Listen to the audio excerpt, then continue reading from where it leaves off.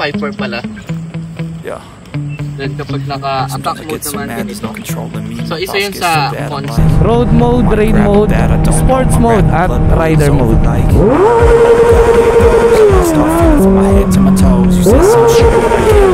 So just stay tuned for the rest of the show.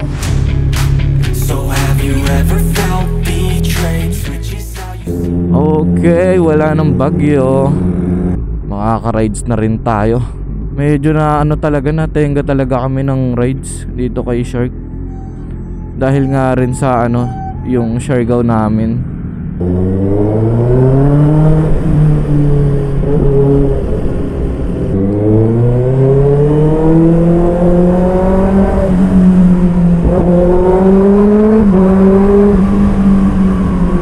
So for today's video, pag-uusapan natin is about the pros and cons of these bikes.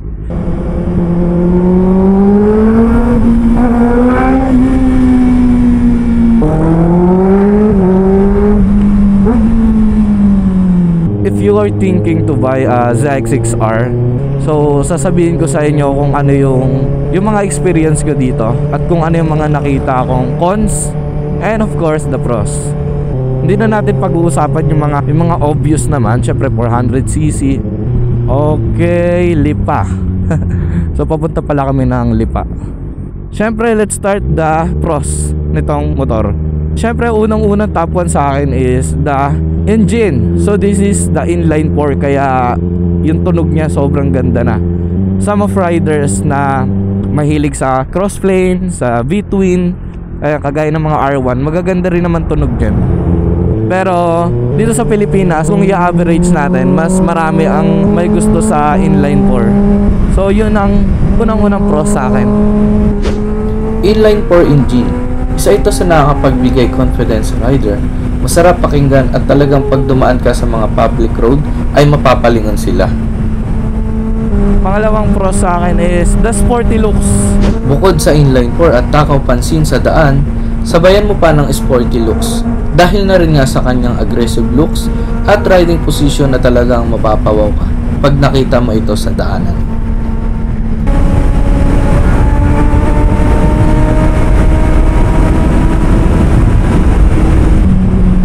The third one of pros, track ready na talaga rin siya. Kung ikaw yung klaseng mahilig sa track 4 racing na hindi ganun kahina at hindi rin naman ganun kalakas, na halos wala ka nang babaguhin dito, baka isa ito para sa'yo. Dahil na rin nga sa kanyang handling, riding position, aerodynamic, suspension, at last na the best for cornering. So if you are like the mahilig sa track or racing, kasi ang maganda pa dito is pag sa track, yung gulong unang-una naka Diablo Rosso 4 na siya, so makapit na rin talaga siya. And the fourth is high-tech features. Ang maganda pa dito ay meron siyang ABS, slipper clutch, quick shift, 4 riding mode na merong road mode, rain mode, sports mode, at rider mode na customization, at traction control base sa kung anong mode mo dito. Isa ito sa nakakapagbigay confidence sa rider para maging smooth ang pagmamaneho mo dito.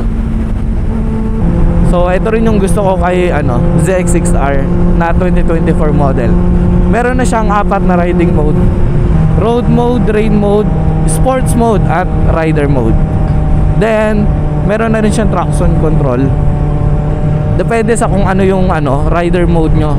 For example, nasa road mode ka, kagaya natin ngayon, naka road mode tayo, so meron yan traction control automatic. Depende sa kung syempre kung raid mode, mas mataas, mas naka level 4 yung traction control nun. And the last of pros is the resale value. So dahil nga kilala na ang brand nito, which is Kawasaki, so kung naiisipan mong mag-upgrade in the future, so hindi ka mahihirapang ibenta siya dahil nga mataas pa rin kahit papano, hindi ganong kalayo. Syempre case to case basis, kung ibebenta mo ng high odo na yan, bababa lalo talaga rin yung value, kasi syempre makikipag-negotiate sa'yo yung buyer. Pero ang kagandahan talaga dito is mataas pa rin yung resale value niya dahil nga matagal na sa industriya ang Kawasaki. So kilala na rin talaga siya as mga reliable, matibay Sa mga hindi po nakakaalam, ang Kawasaki po ay gawang Japan. Ganda ng view. Ang hirap lang talaga. Yung OBR ko, hindi niya ako naririnig. Hindi tuloy kami magkausap. Ayun yung pangit pagka wala palang intercom. Wala eh. Unexpected scenario eh. Tapos nasira rin. Ang hirap. At sa sports look, talagang pag dumaan ka sa public place, pag titingin ka talaga, yun talaga yung the best dito eh. Grabe. Tapos mga bata, alam nyo naman ngayon, kilalang kilala talaga ng mga bata ang inline 4. Ito ang kagandahan. Pag sinabing inline 4, nasa isip niya ng mga bata is Kawasaki to. Yun yung parang nakatatak na. Kasi dati pa talaga, yun yung parang trademark ni Kawasaki, inline 4. Oy, traffic. Ingat lang po kayo dito sa right side kapag pupunta kayo ng Batangas Lipa. Kasi ang daming mga malalalim rin yan. I wanna be the greatest. Everybody on the fake shit. I look around and feel like everybody is the fakest. I make this every day and I'm impatient. Hoping one day I blow up from the Facebook statement. The top is so vacant. Out of this shit that I think is amazing. Waiting for my day when I'm playing sold out shows for 1,000 faces. Hey, give me that crown. Keep my way and don't get put down. It ain't your place, don't diss my town. If I want that shit, then I'll get it right now. I'm losing it, the most invisible shit. Grabe, magto 200 na. Grabe, first time ko yun. 197. Hindi ko na nakita kung nag 200 eh. Woo! Ganda rin talaga dito sa Batangas dito sa part na to kasi yung mga puno, tapos yung daanan.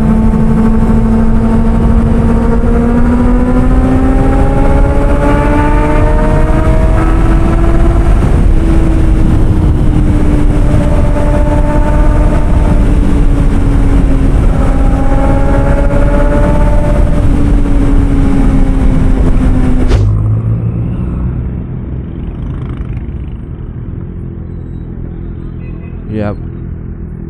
Agay, aray, agay, agoy. Grabe. Oh. Mayroong breakfast ride din ah.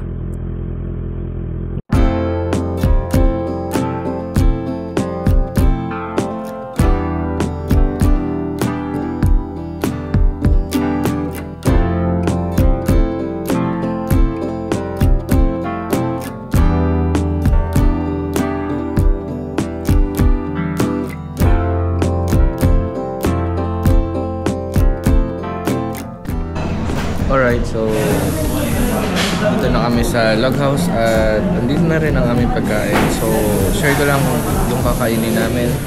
Umorder kami ng beef. This is beef eh, diba? Ano yun?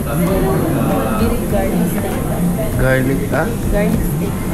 Garlic, basta garlic beef siya. Tapos ang namin, hindi namin malilimutan. Blueberry pancakes. Bali complete order na po sila na po. Thank you. Dumating pa yung namin, blueberry pancake. What the...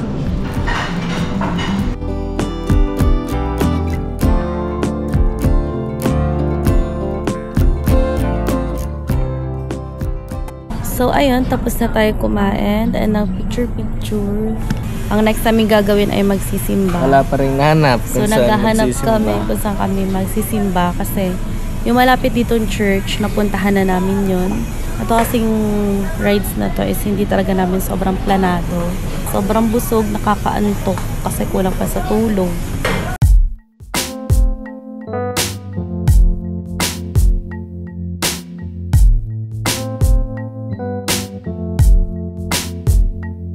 So, ito nga yung pinoproblema namin pag nagra-rides kami tapos may natitira kami pagkain. Sayang naman kung hindi ko kuhain. Magte-take out. Paano namin to dadalhin dito sa gitna ko? Hindi naman pwede dito sa likod ko. Saan namin to dadalhin? Wala kaming bag na malaki. Kasi mahirap din siyang may bag kang malaki sa likod. Ganun. Mabigat. Masakit sa braso.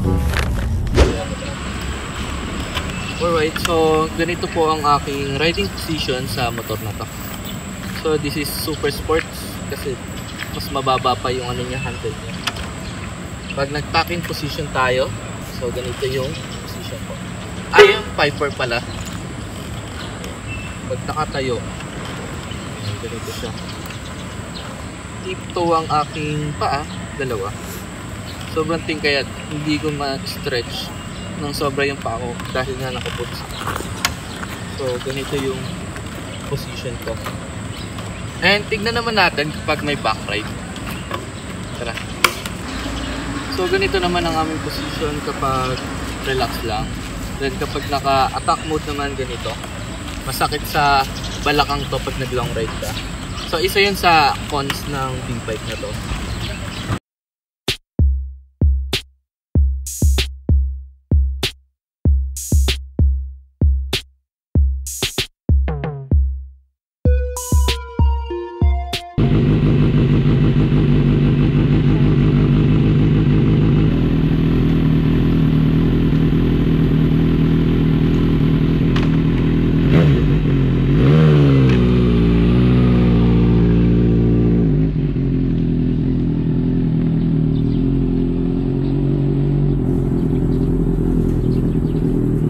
Medyo rough road nga lang dito sa entrance ng log house. So ayan, nag-stop over muna kami kasi biglang umulan. Hirap talaga pag sports bike. Grabe. Kasi halos raincoat, hindi kami makadala. Kailangan, pag nagsuot ka ng, ng gear mo, kailangan all-in-one. Pwede sa rain, pwede rin sa araw. Alright, tumigil na rin ang ulan. Pero wala naman ang bagyo. Mga kalat-kalat na lang na ulan yan. Laki oh. Delikado to. Grabe.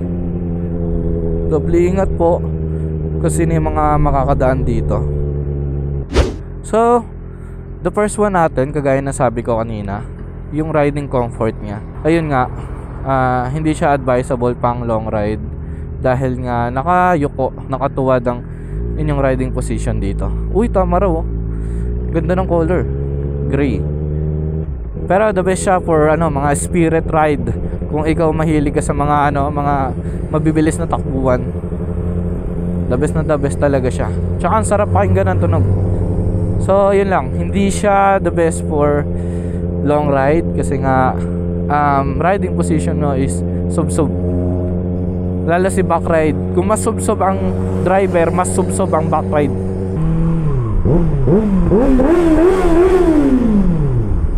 Diba? That's inline 4. Oh, umuulan na naman dito. Nako po. Sisilong na ba tayo? Mamaya na. Medyo lumakas na naman. Wala, silong talaga. Malakas na dito. This one. Ito pwede to. Ay, ano yan eh? Alright, so wala, stop muna kami talaga. Ganito ang magiging condition namin pag rainy season. Proceed tayo sa sa pangalawang cons ng bike na to para sa akin. Syempre, the second one is the price tag. So means maraming mga middleweight na mas mababa pa sa presyo ng ng Kawasaki, which is andyan sila Trident 600, CB650R. If you really want to have a bike, so why not to buy, diba? Kasi pangarap mo. So kami pangarap namin, kaya ayun, it's a choice to buy. And pangatlo natin is the fuel consumption. So sa fuel consumption po ay based on my experience. Pero sa iba, kung i-compare mo kasi yan sa mga mga category ng 600cc, is malakas na rin talaga yung niya, yung fuel consumption. Ako, ang gas consumption ko dito, medyo spirit ride kasi ako, nasa 17 to 18 km per liter. Minsan nagpi-15 km kasi minsan bobomba-bomba ka, minsan mapapaharat-rat ka talaga kasi maganda yung daanan, maganda yung motor. So ayun, idagdag ko na rin po para sa cons ng motor na to. Syempre wala kang maidadalang storage.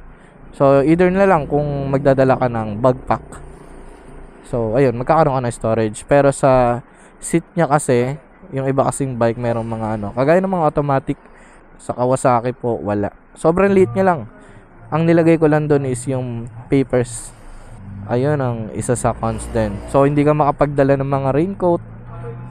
Wala kang choice kundi tumigil pag umulan. Depende na lang kung maliligo ka.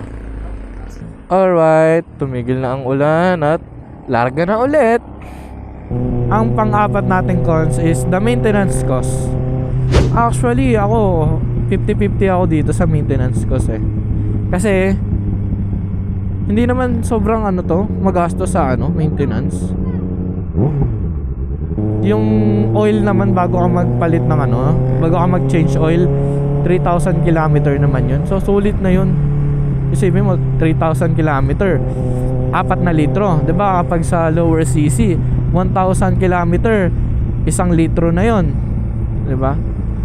Tsaka sa mga gulong, brakes, hindi naman ganun ka sa brakes nga, yung mga brake pad, hindi naman ganun ka kasi matagal naman yung lifespan niya. 4,000 km. Eto, na siya, 2,077. All stock pa rin, walang binago. Yung tambutso lang naman ang nabago dito. Hindi pa rin pudpud, makapal pa rin yung brake pad niya. Sine-check ko naman siya lagi. So, ayun. Pero kasi ang usapan rin pag maintenance cost, kung i-compare natin siya sa mga category ng 600cc, mas mahal ang mga niya, piyesa niya. And the last one natin, not beginner friendly. Pero 50-50 din ako dyan Case to case basis pa rin yun, guys. If you are a skilled rider, yung marunong ka humawak ng mga mabibigat na motor, manageable naman, kaya mo siyang mahawakan. Ako nga actually first time big bike namin tong ZX6R. Nasabi kong not beginner friendly dahil kung ikaw ay hindi skilled rider, talaga maninibago ka sa bigat at bilis nito. Pero sa katagalan naman, masasanayin mo rin ito at lakasan na lang din ang loob. Okay. Ang ganda dito sa Marian Orchard. Para kang nasa dating panahon. Nandito pa yung mga santo. Diba? Ang galing. Daming belo. Tsaka ang tahimik. So, magsisimba lang kami dito. Magdadasal kami.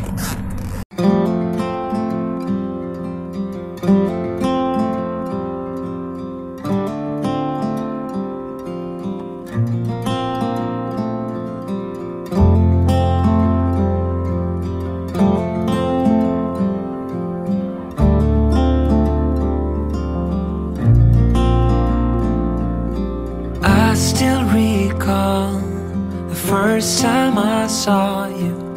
I was so nervous to talk. Happened so fast. Went from so lonely to falling asleep in your arms. I used to be afraid to fall in love. My past relationship was a disaster, but now I don't care. 'Cause you took my scars, bruises and broken heart, numbed all the pain, show me how to heal, and now Grabe, nakakapagod. Pero maganda dito sa Marian or Basta ako, Charles. basta yun. Marian yung Pagod mag-pilgrim walk ng nakaganitong outfit, guys. pilgrim. Pilgrim walk. Incline. Tatakbo Gano'n kaya ka? Nadulas dyan, hanap ka talaga ng problema Alright, let's go. Meron pa kami pupuntahan dito sa Balete Baywalk.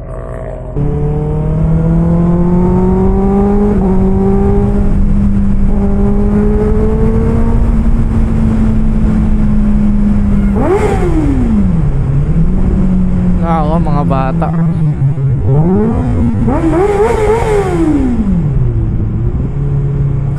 Dito talaga mahal, malinis.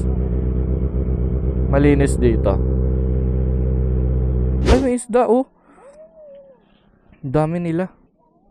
Nako, maliligo kayo? Malalim ba yan? Lampas sa tao?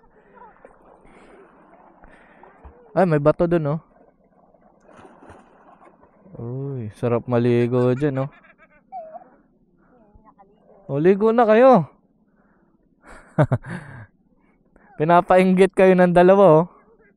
Gagaling lumangoy ng bata. Sana yung ano ko, isa kong gloves. Ay, nandun pala. Okay, so ayun lang. Ganda ng sunset, oh. Maganda lalo pag bumaba. Doon yan tututok sa may bundok.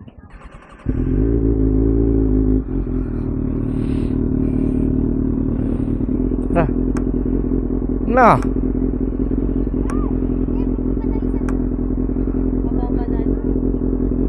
Bombay mo. Dali na. Ako nahiya.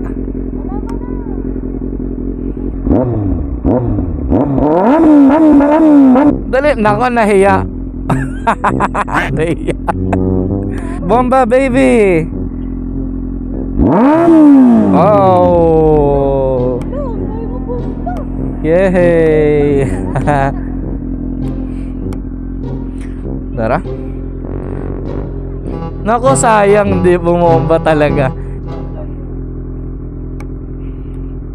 Thank you. Bye-bye po. Nahiya eh. Ayaw pa naisip nyo, dapat bumomba ako. Oh, dali. Dali. Nako talaga.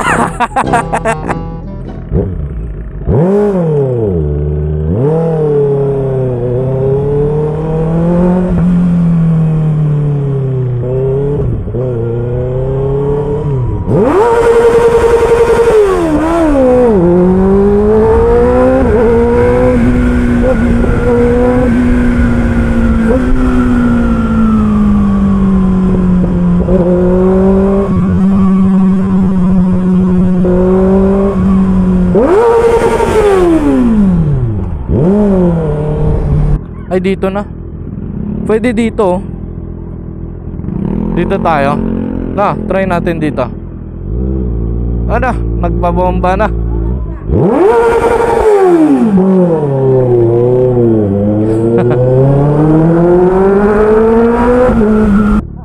Grabe to.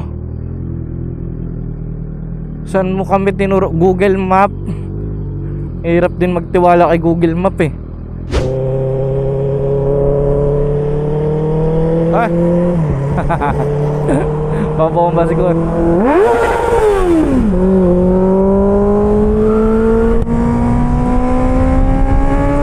Alright.